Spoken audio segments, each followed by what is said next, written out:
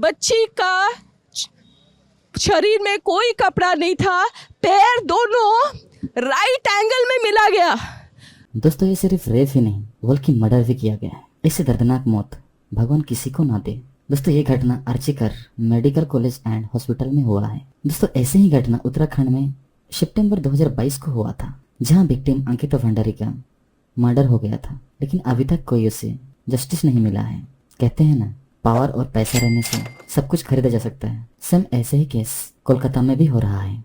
दोस्तों ये छोटी मोटी केस नहीं है। ऐसे ही अगर खुलेआम रेप मर्डर करने लगे, माँ बहन बेटियों का सुरक्षा का विश्वास पुलिस के प्रति हट जाएगा, और वैसे हट भी चुका है। दोस्तों चलिए ये केस को शुरुआत से समझते हैं। 9 अगस्त 2024 को आर्चीकर मेडिकल कॉलेज और हॉस्पिटल में 31 साल की महिला डॉक्टर की फिजिकल असल्ट होता है, रेप होता है, उसके बाद में मर्डर हो जाता है।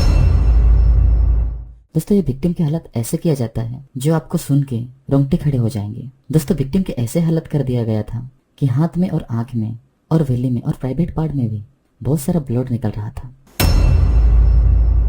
दोस्तों उस डॉक्टर की 36 घंटे ड्यूटी होती थी और उसको रहना खाना पीना वही करना होता था। और उस दिन 24 घंटे ड्यूटी करने के बाद 4 कलीग दोस्तों के साथ डिनर करती हुई 8 अगस्त को नीरज चोपड़ा का ओलंपिक देख रहे थे। और डिनर खत्म होने के बाद सब अपने अपने ड्यूटी पे चले जाते हैं और विक्टिम को 24 घंटा ड्यूटी करने के बाद थकावट हो जाती है और वो सेमिनार हॉल में थोड़ी देर सो जाती है।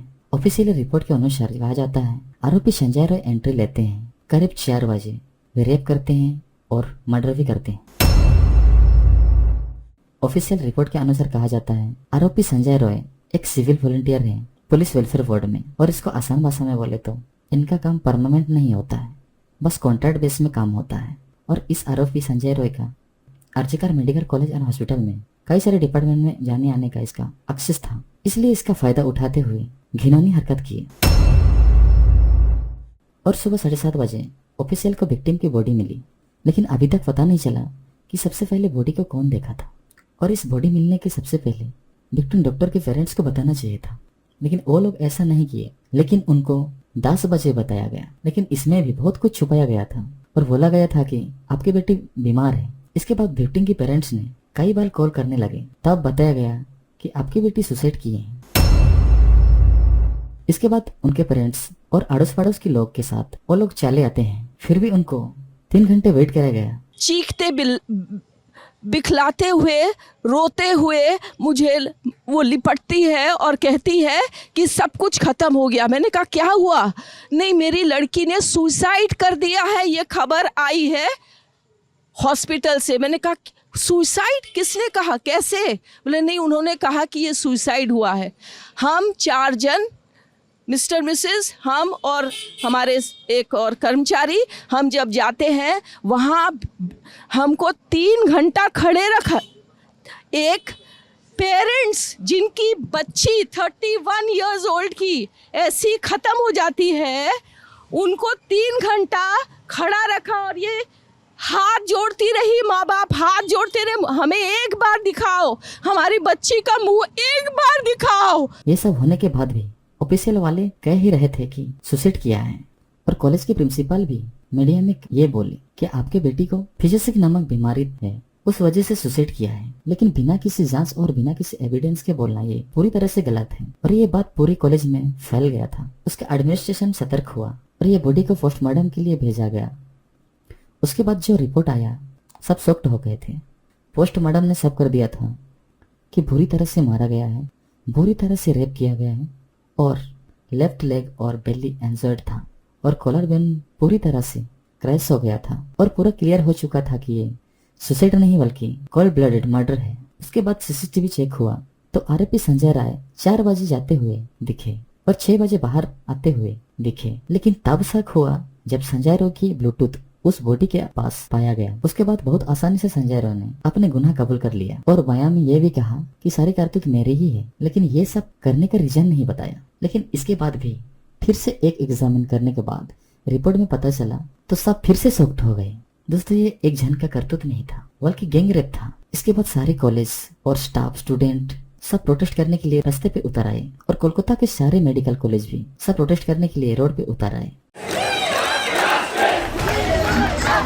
और इसके बाद सीएम ममता बनर्जी भी रास्ते पे उतर रहे थे।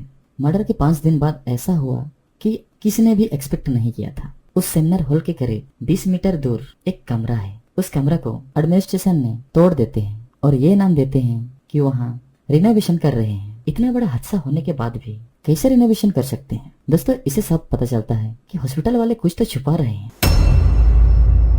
दोस्तों, इनका मतलब है कि इन सबूत को मिटाया जा सके। वे चाहते थे कि क्राइम सीन का कोई ठोस सबूत ना मिल सके। दोस्तों, ऐसे ही सेम केस हुआ था उत्तराखंड में।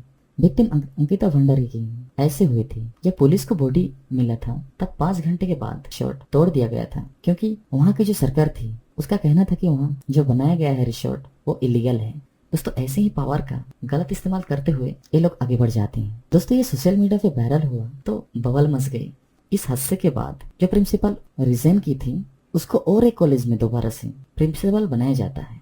दोस्तों, ये क्या चल रहा था समझ में नहीं आ रहा है, लेकिन कोलकाता के लोग सफर कर रहे हैं और अभी भी सब प्रोफेसर भी प्रोटेस्ट करने के लिए रोड पे उतर आते हैं। जितना भी मेडिकल है वहाँ का सब कोई प्रोटेस्ट करने के लिए रोड पे उतर आते हैं, क्योंकि डॉक्टर विक्टिम को इंसाफ मिले। दोस्तों, मैं यही कहना चाहूंगा, डॉक्टर विक्टिम की एक ही आरोपी पकड़ा गया, लेकिन जल्द से जल्द और आरोपी भी पकड़ा जाए, क्योंकि उनको कड़ी से कड़ी सजा दिया जाए ताकि दूसरा भी ऐसे कोई गलती करने का सोच भी न सके।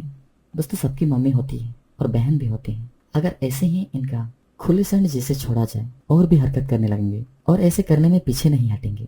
और आजकल कहीं भी काम करना बेटी बहन को कोई घर से छोड़ने नहीं खोजेंगे। इस जैसे लोग की वजह से जहाँ नारी की इज्जत नहीं होती। सो दोस्तों, हमको इनके प्रोटेस्ट करने के लिए जरूरत है ताकि उनको न्याय मिले। आगे कोई भी कार्रवाई होगी या जो भी खबर आए आपको मैं वीडियो के जरिए बताऊंगा। तो चलिए मिलते हैं अगली वीडियो में, तब तक के लिए बाय बाय।